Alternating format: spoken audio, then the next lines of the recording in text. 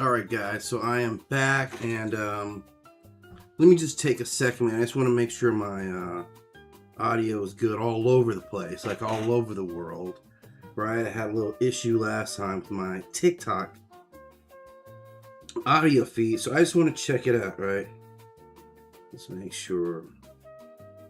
So I'm going to talk about Valyrian Steel here, which I think is a good topic, just because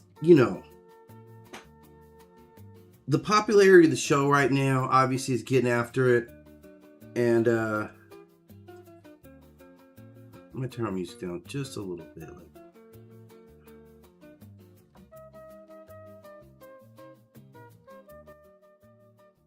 Let me see if that's where it's at.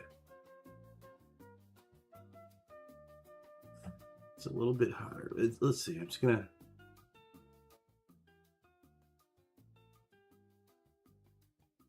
Yeah, I feel like that's a lot better right there. All right, cool. So I'm gonna keep my music level right there. That's TikTok. It's looking pretty good. Let me check my YouTube as well, just because you gotta check all your streams, right, to make sure it's all good. Get on that YouTube stream. Okay, so yeah, so all right.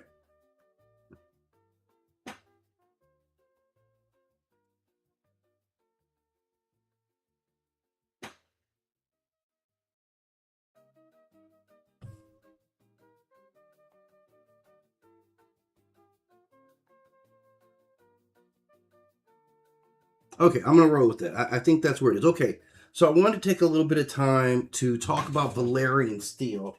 Let me get my water, man, because I already know.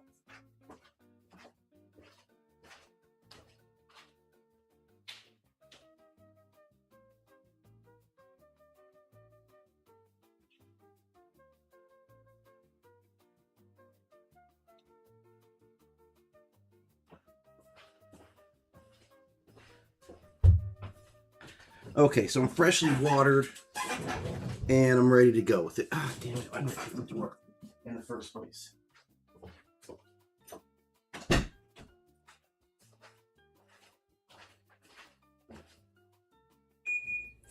All right. So last time I'm getting out of this chair until I'm done. Right. Okay, so I'm gonna go and get it set up. Let's serve it up here. So I'm gonna talk about Valyrian Steel, right? Man, my chair is raggedy right now.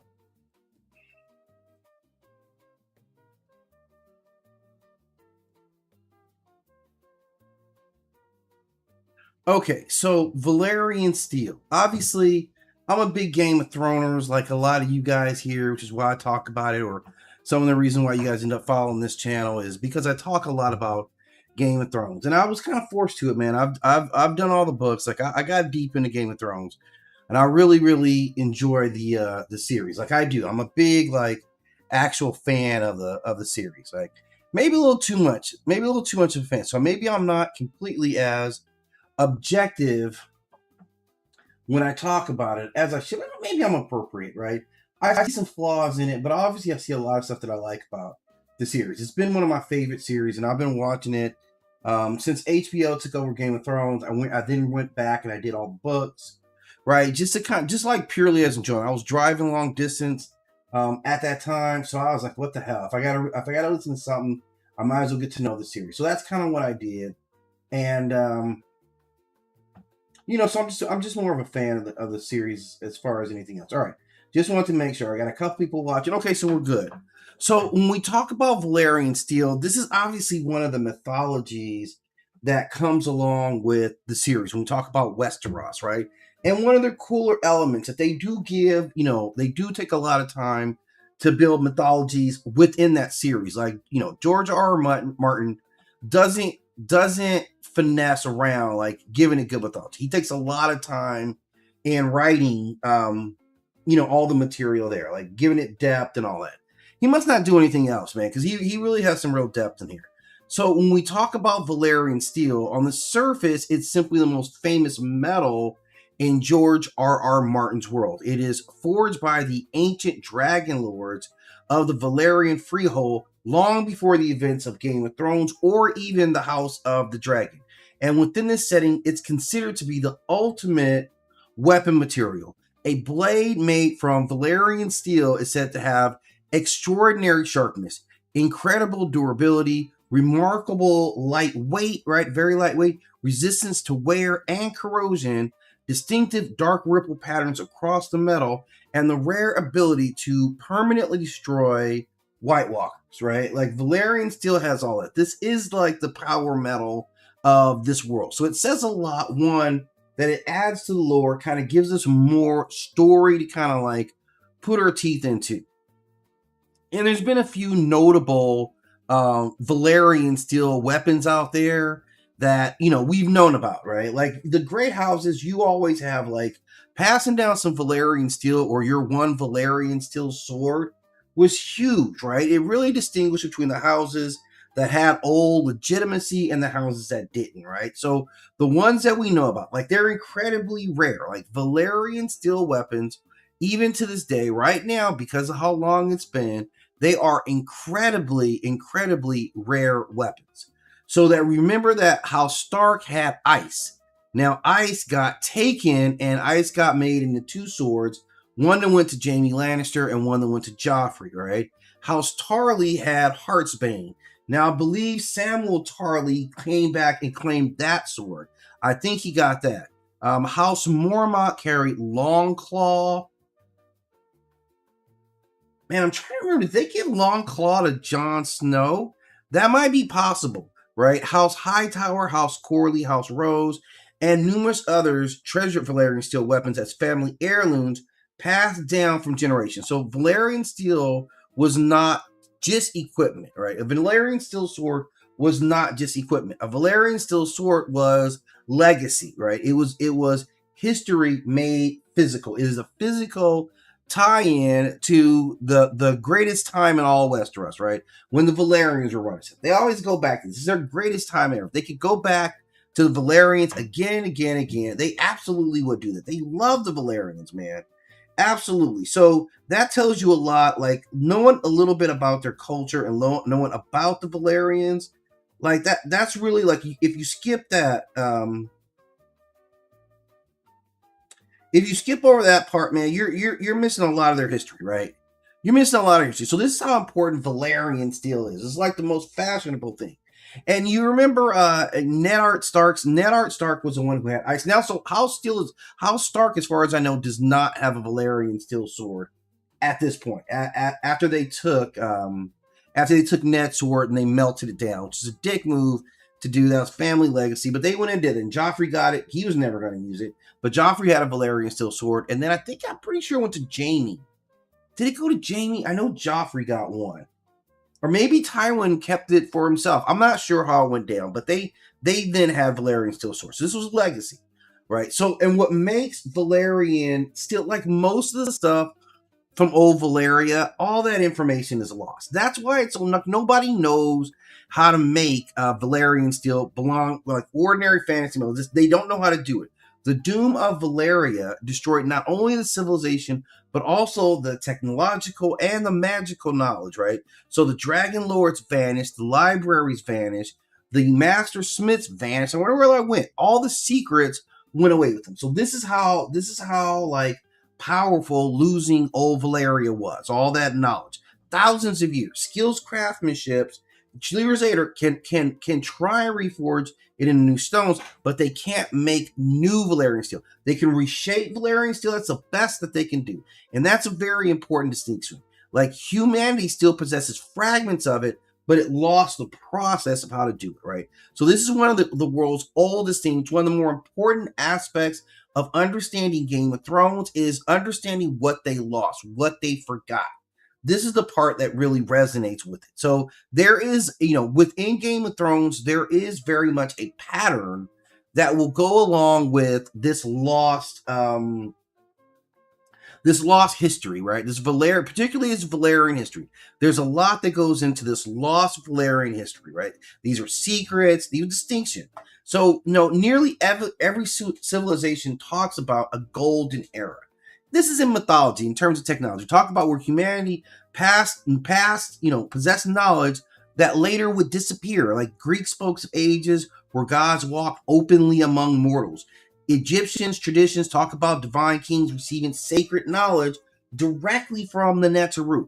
Mesopotamian myths describe heavenly wisdom brought by cultural heroes, right? Every modern myth repeats the pattern of Atlantis, lost civilizations, and forgotten technology. So Valyrian steel fits right in that. Like, this is their lore of Valyrian steel. This is their old world. This is their Atlantis. For freaking everything, like dragon riding, making swords, soup, you know what I'm saying? Medicines, right? They had the best, whatever. Everything that was at its best during Old Valyria, right? So they always try to get back to Old Valyria, right? And who can blame them if it was that great? Like, man, maybe you guys shouldn't have messed it up in the first place.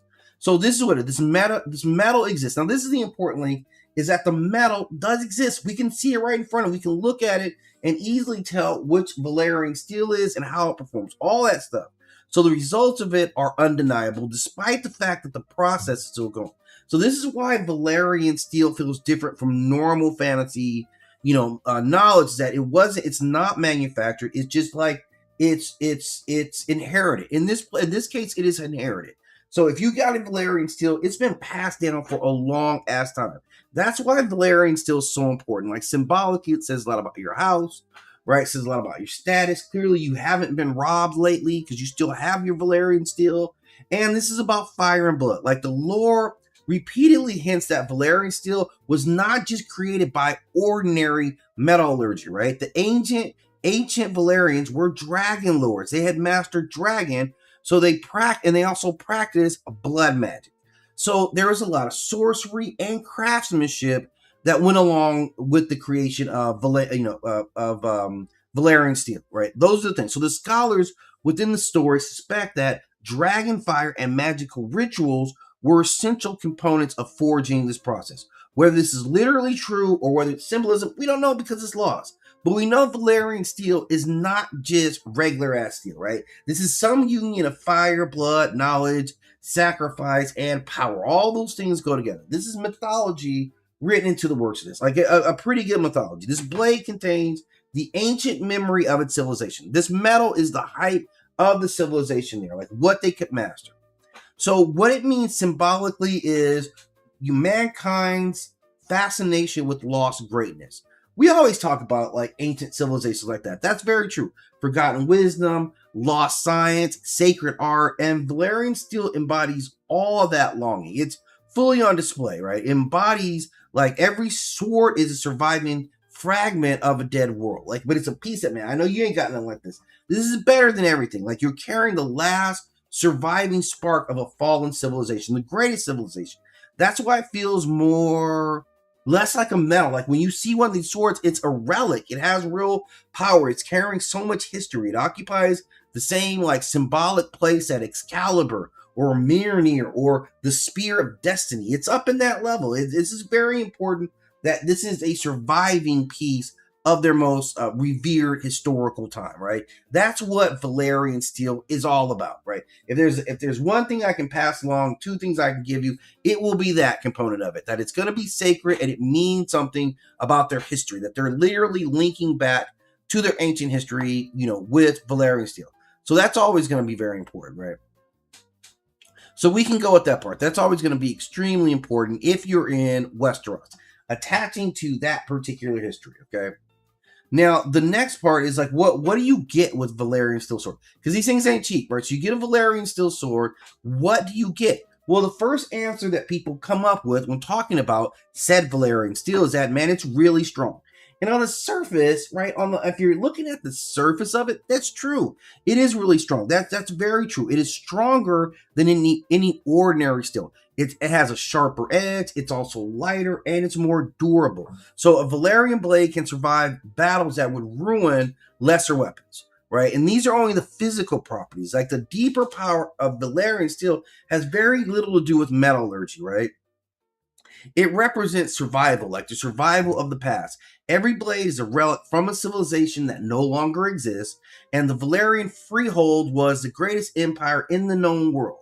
So dragonlords, you had sorcery, you had ancient knowledge, technologies that nobody understood, and then the Doom came.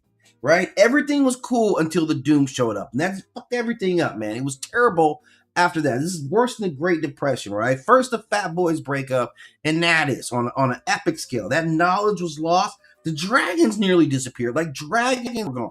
So we lost dragons. We lost most of our Valyrian steel, or their Valyrian steel. They lost the language. You lost all the blood magic. But that might not be a bad idea that you lost all the blood magic. But you can see the world always scrambling to get that back. Like, that's how important this Valyrian steel was. This is legacy. This is authority. This is all these things. The swords remained, some of them. So they became precious, and they became relics that were handed out among like the ruling houses, because there's only so many of them, right? And this changes what the weapon meant. It was not simply a weapon. This was a fragment of the Dead Age. This is a claim to like legitimacy. So when you see a character carrying Long Claw, or Blackfire, or Dark Sister, or Ice, or Heartsbane, or Widow's Well, they're all carrying like Widow's Well. That was Joffrey's new sword, Widow's Well. Yeah, that's right, Widow's Well. But that means that yeah, okay. So Long Claw, Blackfire, Dark Sister, Ice. Ice doesn't exist anymore. If Widow's Well exists, this still is a piece of history. Like, they divided it into two swords, which I thought was better, man. Like, Ice was just way too big. Ice was a massive sword, right? So they have some symbolic power, and they're passed down from literally Valyrian blood. Like, the steel is deeply connected to the family identity. Many noble houses only had one Valyrian steel weapon. Sometimes that sword remained in the family for hundreds of years. It was older than the castles, older than the kings, longer than the political alliances, right? The sword became an heirloom that outlived generations, right? This was a big deal. To pass your Valyrian steel sword down to the next son, who would be the next rulers. Like, mothers passed it to daughters. Lords would pass it to their heirs. Each generation added a chapter onto the story of this Valyrian steel. More battles that it survived, right? Every year, when all this change going on, these swords just endure. This is truly like a relic for this time. So you don't just inherit it, Valyrian steel sword. You inherit everything that comes along with it. All the victories, all their failures, all the sacrifices are marked into the sword. Their very reputation is marked in the sword, right? This is ancestry at the highest level. Like, this is a great example of how George R.R. Martin really wove in like next level components of his story to make it more connected, right? They have a mythology within this mythology. And that, my friends, is a really, really beautiful thing. That's what I really like about this, right? So there's legitimacy. Like, it tells the world that you pull out a Valyrian steel sword, it's like, yeah, this house matters, man. We matter over here. We've done some things. We got a big house. We got clout around here. That's definitely the first thing that comes out of that. Like, they may not be rich anymore, right? They may not even be powerful, but it means that they've endured. Like, in feudal society, longevity creates authority. Like, we can have our down cycles, like we've been down, but we'll get back up. As long as we got our Valyrian steel sword, don't worry about us, man.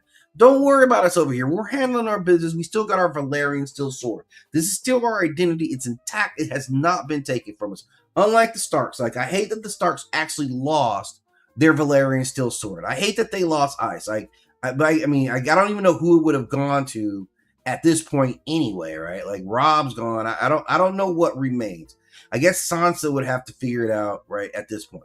But that's the whole thing. Like, you lose your Valyrian steel sword, and that's the greatest loss to the family identity. Obviously, the Starks get it back because you're still very much, powerful players right now, and the North remember, so they won't need it. So, but losing it, it's not just a financial loss. Like, it's a blow. This is the one taking your most precious jewels, and like someone else is playing with. Joffrey's jerkball ass is up there playing around, calling a new sword, right?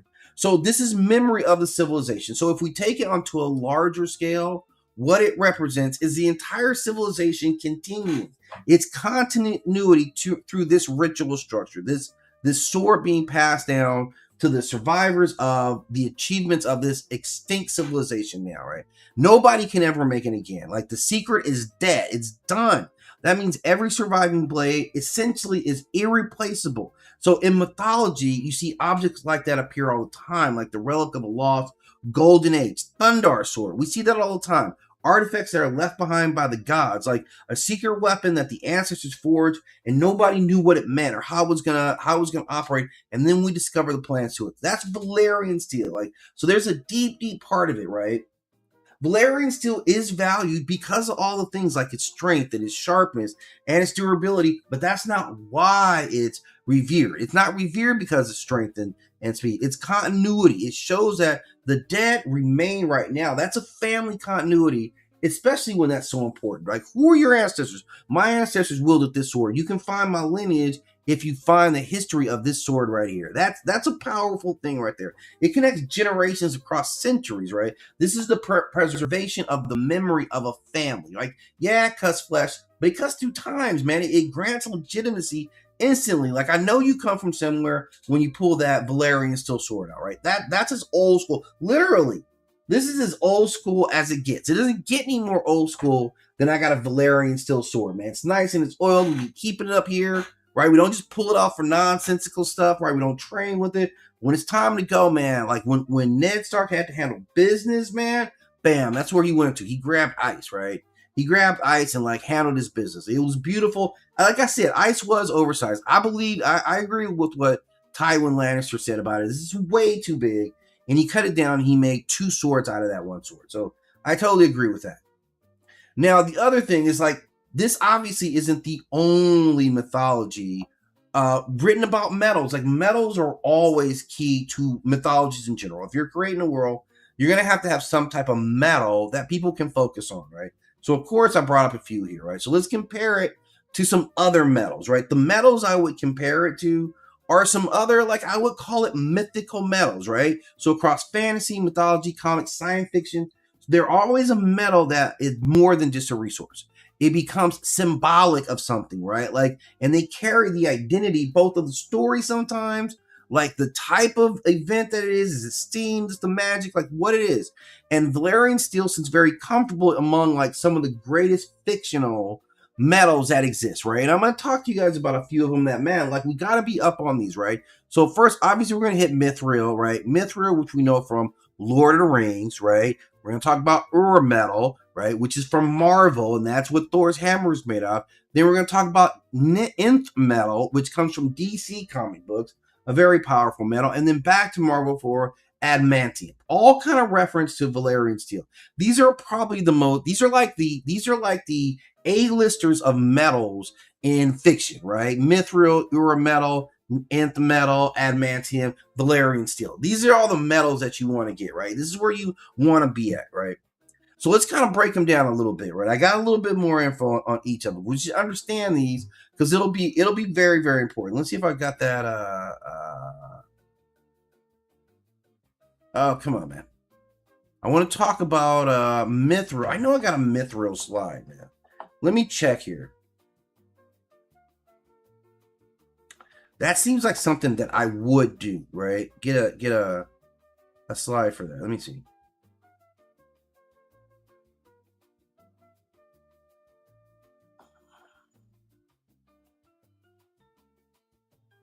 Let's see. Valyrian. Where you at? Valyrian still. Okay, yeah, here it is. Here it is. All right. So I'm going to talk about. Oh wow, that's not it. Oh man, so that totally didn't do what I wanted to do. All right. So anyway, I'm going to talk about. Let me remove this one here. I'm going to talk about Mithril. Like Mithril, obviously, is the legendary metal, the legendary silver white metal that is part of Middle Earth, right? Like this is legendary in that world. It is primarily found in the ancient Dwarven kingdom, Moria, and is considered one of the greatest treasures ever discovered. And we saw that Frodo had a very nice Mithril like armor that was. Where did he get that from? I don't know where he found that thing out. Maybe his uncle gave it to him. I think Bilbo gave it to him.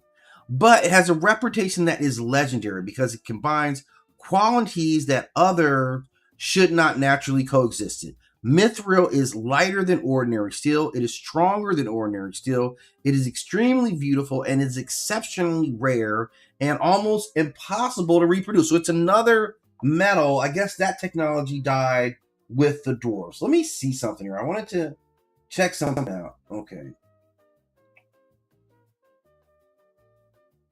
Okay, when it comes to mithril, how many other pieces of mithril are out there? Like we know about the armor that Bilbo gave to Frodo. How many other pieces of mithril have been identified? Just want to see how much of this stuff is really out there, right?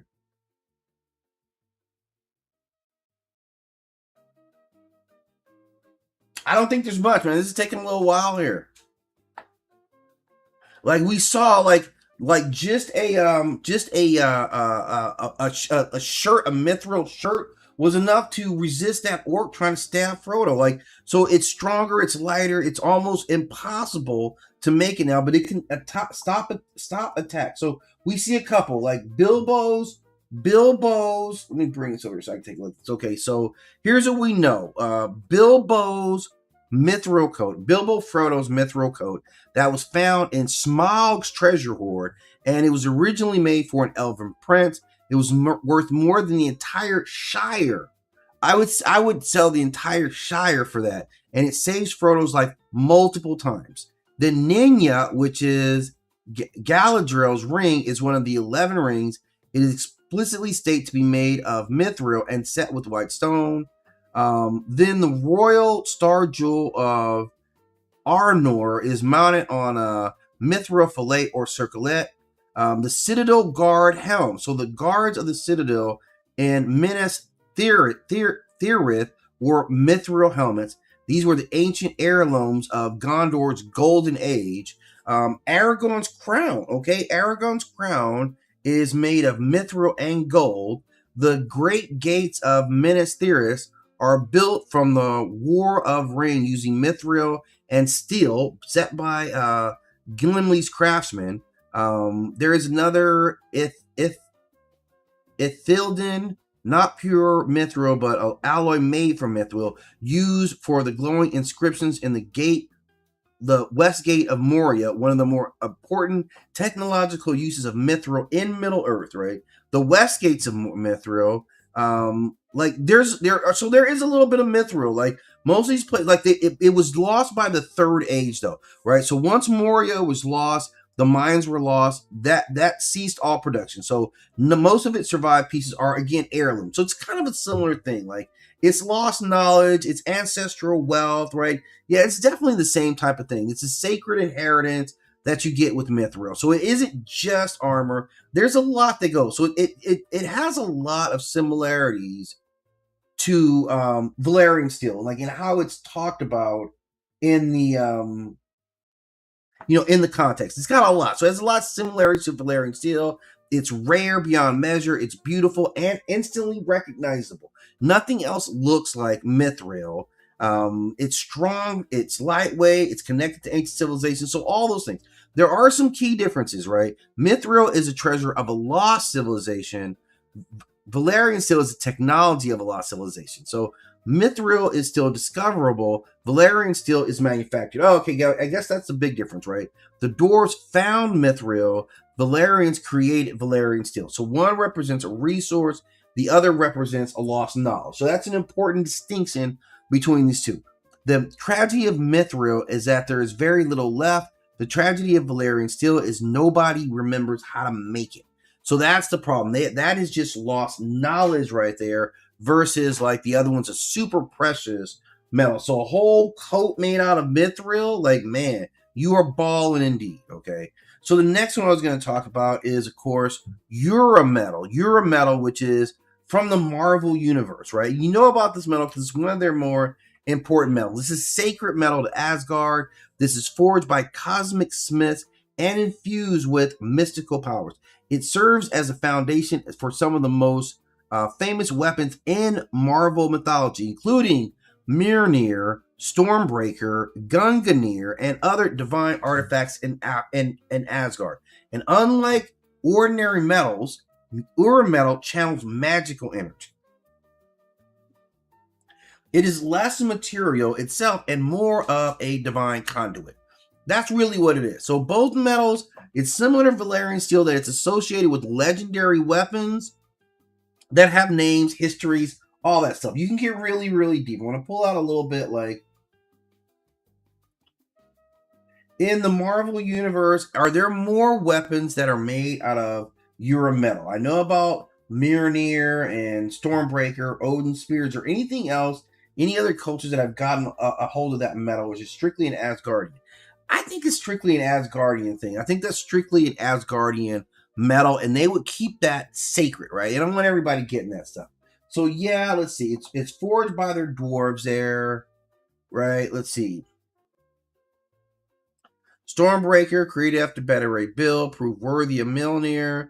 Also forged, so Stormbreaker is comparable, one of the strongest non-Mjolnir weapons, right? Odin Spear. There's also, okay, Jarborn. Thor wielded this before, being worthy of Mjolnir, and what it is, what is it?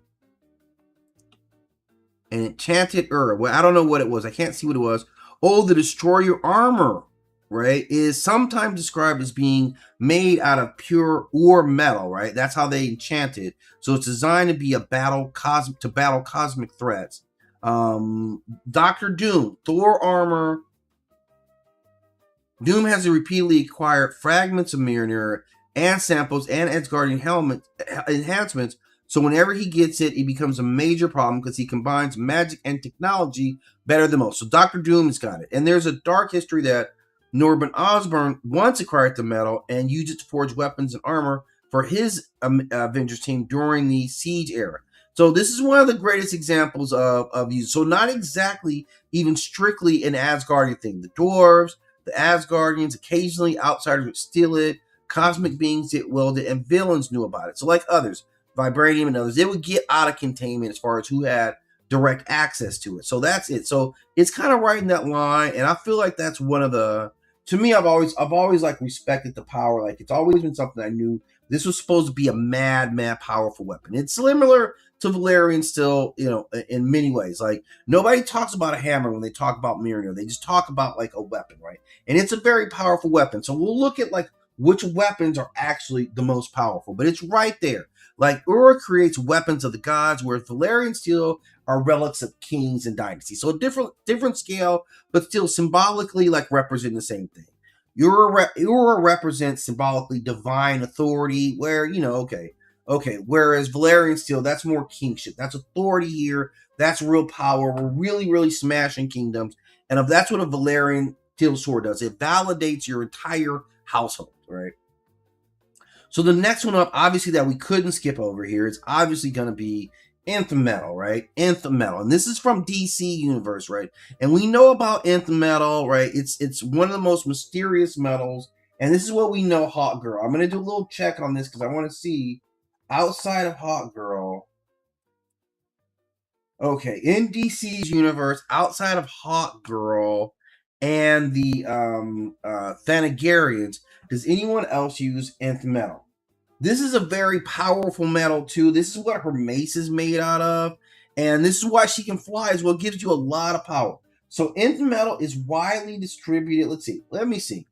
Anthem Metal is relatively widely distributed throughout DC continuity, and I don't think people really realize, like, we know it, like there's a lot of it. Okay, so Hawkman is the first character who's most associated with it, and then obviously Hawkgirl. I don't think about him when I can think about her, right? So it says his wings, his armor, his weapon, and his shields are all made out of this. This grants to the users flight, enhanced strength, healing, durability, anti-gravity effects, and resistance to magic and sun continuity. So that's what Hawk Girl is ultimately using.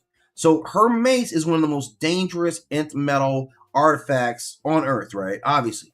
And Thanagarians use it everywhere. Military technology, on their starships, weapons, personal armor, flight systems, infrastructure. So if you know, this is kind of what they're using it for everything that they would use to fortify. Is imagine if we had just that much vibranium, like it would change that. So other major users of Anthem Metal have been Dr. Fate. He's incorporated into magical artifacts connected to Fate. That's not universal. Also, Black Adam has wielded Anthem Metal weapons or artifacts in crossover stories.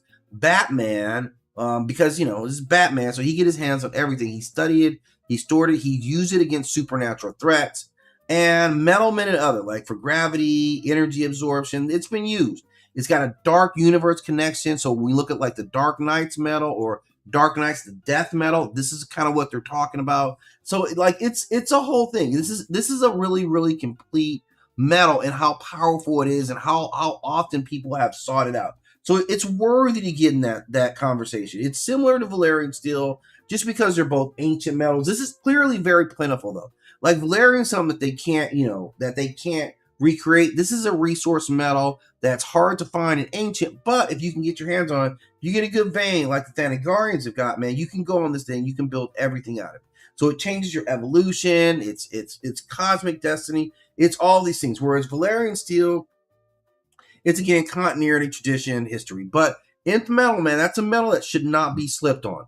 Now, the last metal I'm going to talk about this time out is, of course, man, adamantium, man. Like, adamantium has become legendary within Marvel's universe, right? Like, absolutely.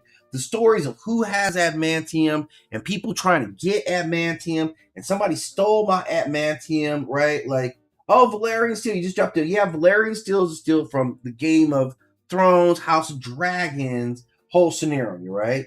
Yeah. You found some adamantium. Where would you find some adamantium at? Like, dude, you better hang on to that adamantium and don't let anyone else know that you got some adamantium, dude. I'm telling you, there's people out there who are looking for adamantium and vibranium right now. So adamantium to me is up there, right? It's one of the most well-known types of like metals that's out there, right? It's extremely durable. It's resistant to like destruction. It's permanent, right? This is what it is. It's extraordinarily resistant. Once it's formed, it's basically impossible to damage it, right? So this is what Captain America's like. Let me pull up. Like, who else has adamantium, right? There's a lot of people like Ultron's adamantium. Okay, who has adamantium? I know Ultron's made out of adamantium. Cap Shield uses some adamantium. Wolverine's claws are adamantium. Who else? Who's all the wielders of adamantium? I think like the Silver Samurai also had adamantium. Like, adamantium's been out there, man. It's difficult to make and it's really costly. Like, obviously we know about Wolverine. I don't know what Magneto did with his bones after he ripped them out. I didn't see that episode. Ultron is one of the most dangerous users of adamantium anywhere, of course, because it's Ultron. So he makes his most powerful bodies are made out of adamantium. He doesn't use it for all the bodies because he'll just swap. But this gives him incredible durability. He's nearly impossible to permanently destroy, and it's all honestly the second most iconic use of adamantium. He's all gleamed up, man. He's bad. Then, of course, Lady Deathstrike, a major Wolverine rival, also has massive amounts of adamantium in her whole thing. Then Laura Kinney, who has adamantium claws.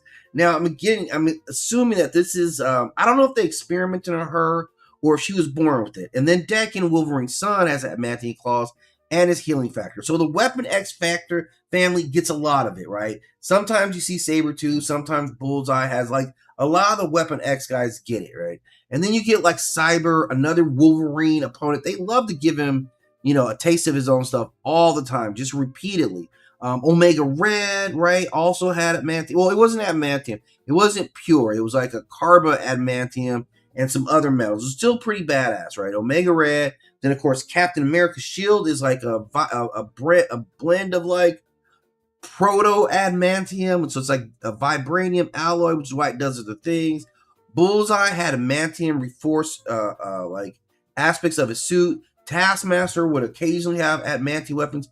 Deadpool used some adamantium sword. So it's been a lot out there. Villains who stole adamantium. Doctor Doom. Everybody be stealing adamantium. That's what I'm talking about, it, man. Hydra, AIM, The Hand, Weapon Plus, various other governments around the world always going after adamantium. It's power, right? This is like that. Produce on a mass scale and produce something that, like, weapon wise, you can just take over big sections of the planet. So that's how important, right, adamantium is. Like, this grew up as like my sacred metal, man. That was the thing I always wanted, was adamantium, right? Everybody wants to get.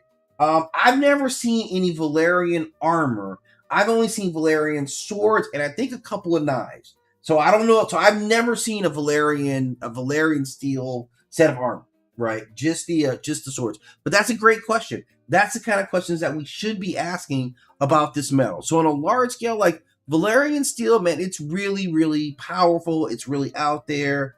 I'm all about it, man. Like that's one of the fun aspects of like getting into this mythology. Like Valyrian steel, like it's not just a normal metal, right? It like everything I've seen, you can see everything on the screen here, has been swords. So it's documented about what swords it comes from, what swords you get out of it, but it doesn't say anything about other metals. And that's kind of the thing. They take this stuff, it's absolutely serious. It is sacred.